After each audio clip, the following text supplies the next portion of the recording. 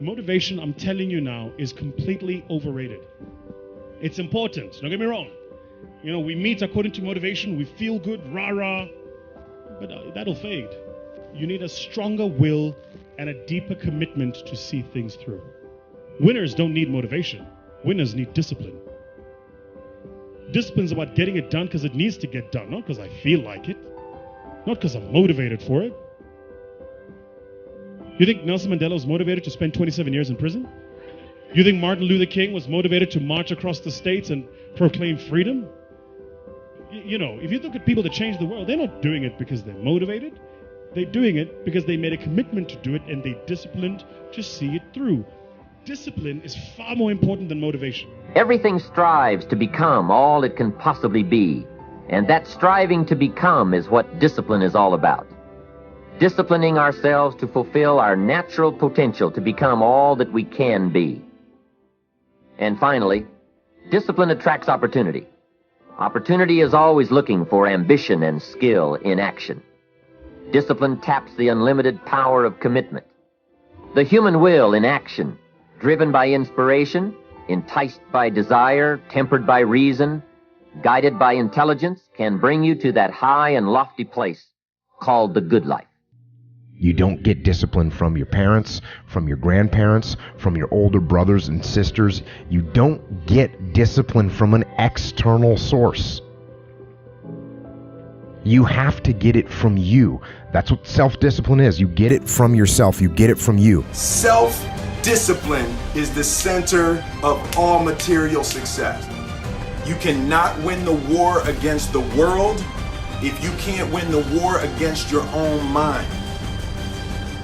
It takes consistent self-discipline to master the art of setting goals, to master the art of time management, to master the art of leadership, to master the art of parenting and relationships.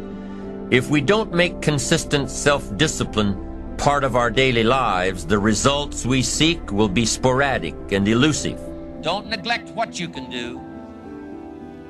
If you can read, read. If you can change, change. If you can grow, grow. If you can take one step, take one step. Do not neglect to do whatever you can do at the moment. It takes discipline to change a habit, because habits are formed a little bit each day, every day, every day. Once habits are formed, they act like a giant cable. They act like a nearly unbreakable instinct that only long-term disciplined activity can change. Here's the third step to becoming consistently self-disciplined. Number one is realizing that discipline isn't the easiest option. Number two, discipline is a full-time activity, day by day, every day. And the third step to becoming self-disciplined is really a philosophy that holds one of life's unique promises. Number three simply says, for every disciplined effort, there is a multiple reward. That's one of life's great arrangements. The rewards of a disciplined life are great, but they're often delayed until some time in the future. The rewards for the lack of discipline are immediate, but they are minor in comparison to the immeasurable rewards of consistent self-discipline. An immediate reward for lack of discipline is a fun day at the beach. A future reward of discipline is owning the beach. For most, we choose today's pleasure rather than tomorrow's fortune. So these 4 R's have to be done in order, and when they're executed effectively, you will know that your God and your monk mind is getting stronger. The first R is reason. You need a really powerful reason for why you're making this new change in your life. If you don't have a deep, profound reason in your life, it'll be really, really difficult. The more you absorb information, the more likely you are to create transformation. Remember that. The more you absorb information, the more you're likely to create transformation, because now you have so much research that is consistently convincing the God to help convince the senses. Every time you want something or see something or chase something, the God can say, but do you remember when we read that study? Do you remember when we watched that documentary? Do you remember when you spoke to that coach? And all of a sudden you have so much more reasoning power when you research. So the second step is research, and the best way are books, podcasts, and people, right? Books, podcasts, and people are the best forms of research. When you want to create a habit change in your life, make sure that what you listen to, what you read, and what you speak about is about the subject you're trying to grow in. When you immerse yourself in that way, you will see maximum impact in your life. The third R is repetition. Repetition. If we don't consistently make this a priority in our life, it's just not going to happen. We have to repeat that action. So we have to prioritize around it. And this is something I say often, right? If you really want to make something a priority in your life, it has to be a small step and a big priority. Often what we try and do is we try and change every area of our life, and then naturally nothing changes. But the better thing to do is choose one area and make it your top priority. The fourth R is responsibility. Right? You want to be able to do this with someone. You want to feel like you're growing with someone. That's why having a tribe or a community or a group of people that are trying to aim for the same thing means you're more likely to get there. If you're going to the gym with a friend, responsibility and accountability makes you more likely to get to your destination. And there's a fifth R actually that I just thought of, and it's called reward. You want to make sure that in any habit change there is some reward, and a reward is making sure you recognize what amazing growth you're making. That you're taking a moment to see, look how far I've come.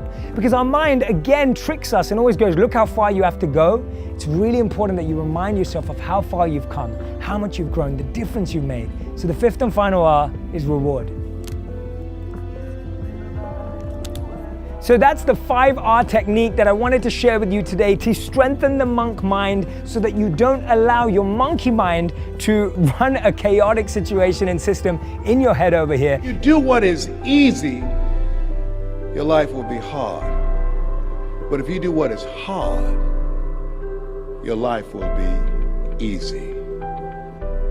It's hard to make a radical change in your behavior. It's hard to take ownership.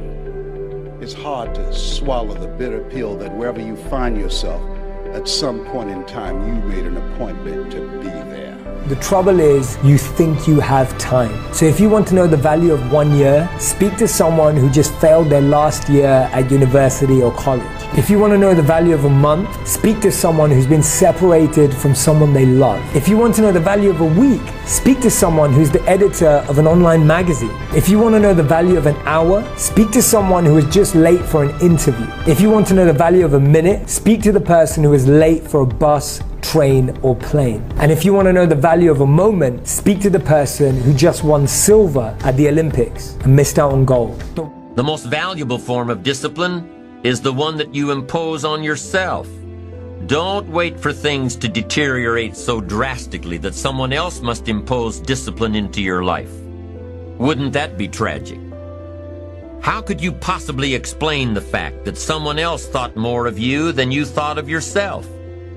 That they forced you to get up early and get out into the marketplace when you would have been content to let success go to someone else who cared more about themselves. Your life, my life, the life of each one of us is going to serve as either a warning or an example. A warning of the consequences of neglect, self-pity, lack of direction and ambition, or an example of talent put to use.